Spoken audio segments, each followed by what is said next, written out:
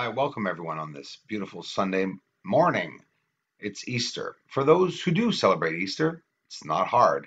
Please have an exceptional day. And for those who do not celebrate Easter, the moon.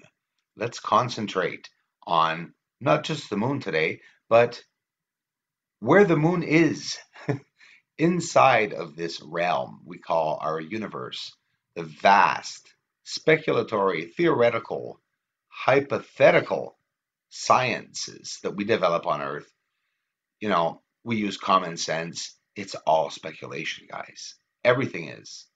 Everything in the world is speculation. We've made all our own laws, rules here on Earth, and every planet must have their own, of course. So enjoy this video. It's a very interesting video, and it's a change from the norm. Not my footage, that is. And it's just a beautiful, relaxing journey for Easter, I think, today, and either way, Sunday, a day to be with family.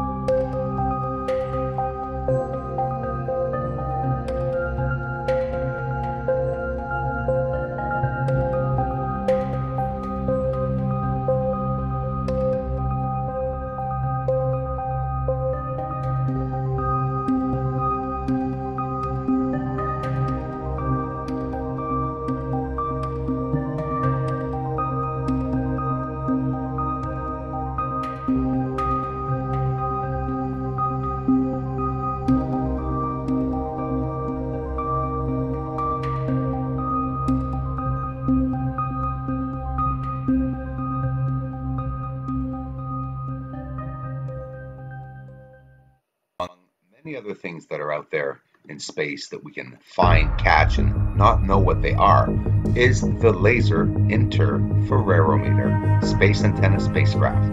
The Laser Interferometer Space Antenna is a European Space Agency mission designed to detect and accurately measure gravitational waves. What are gravitational waves? They can penetrate regions of space that electromagnetic waves cannot. They are able to allow the observation of the merger of black holes and possibly other exotic objects in the distant universe. In space, July 21st, actually, wow, I remember the date. They talked about wormholes. It was the Sunday Express that had posted something about a space breakthrough on wormholes to other galaxies, that they could exist inside of the Milky Way. A wormhole could exist within our Milky Way, which could help space fares travel to other parts of the universe. It has been revealed, apparently.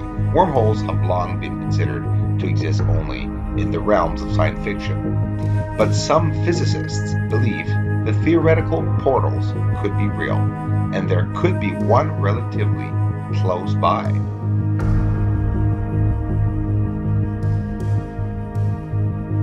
That's all fine and dandy that science is now able to open portals, but we don't know what we're playing with, and can these portals be closed again?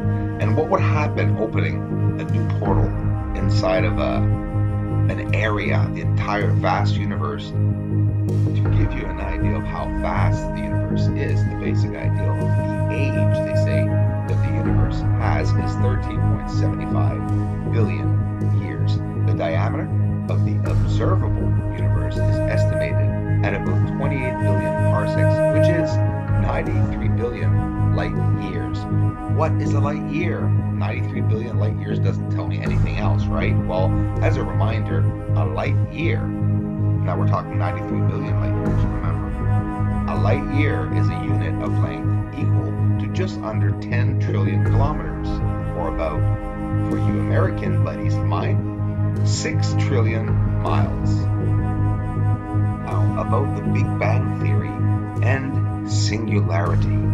According to the standard theories, our universe sprang into existence as a singularity around 13.7 billion years ago. What is a singularity and where does it come from? This is amazing, guys. And to be honest, we don't know for sure. No scientists do. Again, science is a theory. Singularities are zones which defy our current understanding of physics. They are thought to exist at the core of black holes. Black holes are areas of intense gravitational pressure. The pressure is thought to be so intense that finity matter is actually squished into infinity density, a mathematical concept which truly boggles the mind.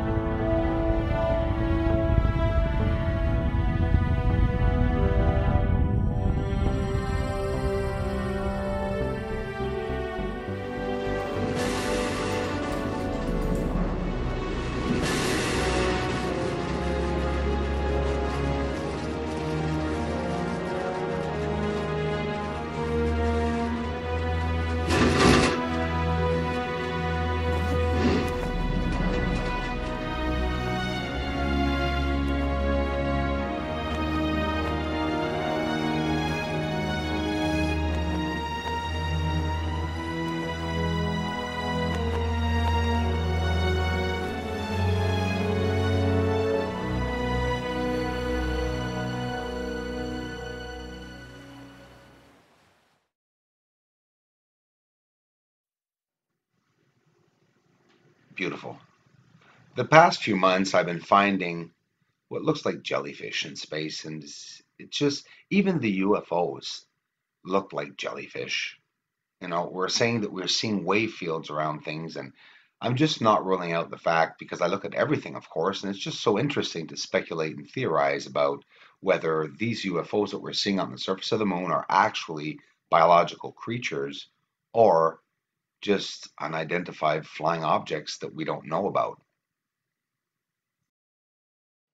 I've also been looking into biofluorescence because on the surface of the moon, we're seeing so many glowing objects, both what look like moving objects, what look like mountains that are glowing, right? And we don't know enough about why these things are glowing. So it leads us off to other fields, of course.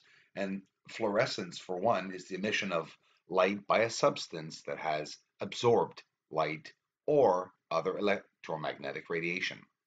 It's a form of luminescence. Fluorescent materials cease to glow nearly immediately when the radiation source stops, unlike phosphorescent. It's different, and I was trying to look up both of them to understand them. The most striking examples of fluorescence occurs when the absorbed radiation is in the ultraviolet region of the spectrum and thus invisible to the human eye. So there's many waves out there that we are not seeing, wavelengths, because there's different wavelengths that our eyes can and cannot see. And this is what I'm also studying. It's just fascinating. It's amazing everything that we can find and understand by looking up the basics of most of these fields that turn around the creation of time. Many and most of us, if not all of us, are stuck in our ways of researching and discovering new things. We use the tools that we were given to us to perform the tasks that an entire world is trying to perform. But there are other ways. There are other loopholes. There are other doorways, guys. Broaden your mind, think vast, and expand your mind, and just try to understand what's going on and how big the universe is and exactly how small we are.